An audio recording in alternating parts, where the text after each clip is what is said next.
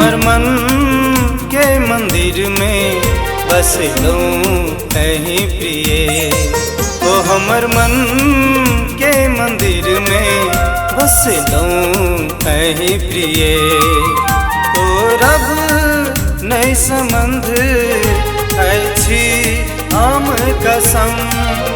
तो रब नहीं संबंध अछि हम कसम।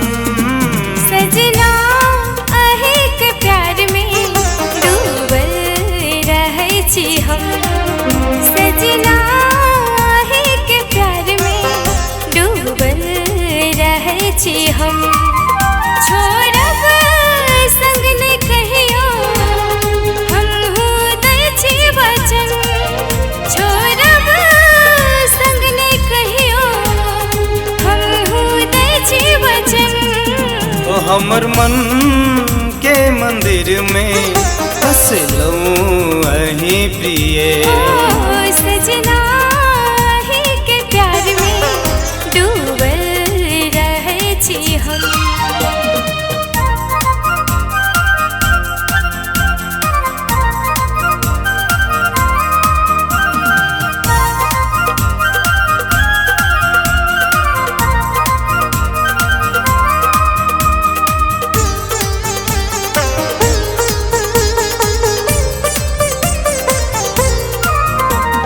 मिलन के मौसम खिलल बसंत बहार। गूंजय गीत सगरो दैय प्रेमक आभास। दिल के भीतर छुपा कर राखब अपन बना कर।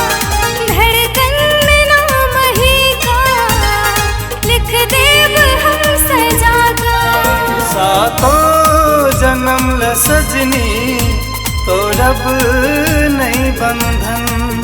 सातों जन्म ल सजनी तोड़ब नहीं बंधन। सजना अहि के प्यार में डूबल रहै छी हम।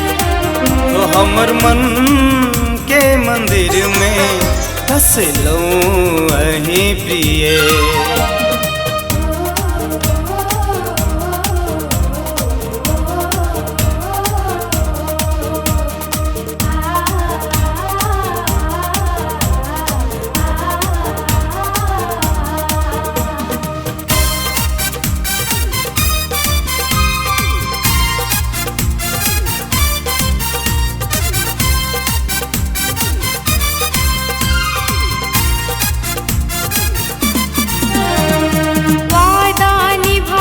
सजना डोली में बैसा कर लजाब अपन अंगना दुल्हन हमरा बना कर। चुटकी भर से नूर सा मांग भरब अहाँ का।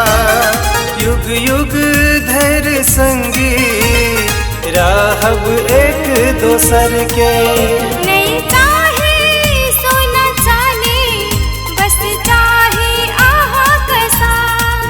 नहीं चाहे सोना चांदी बस चाहे आहा कसा। तो हमर मन के मंदिर में बसलूं अहि प्रिय। ओ सजना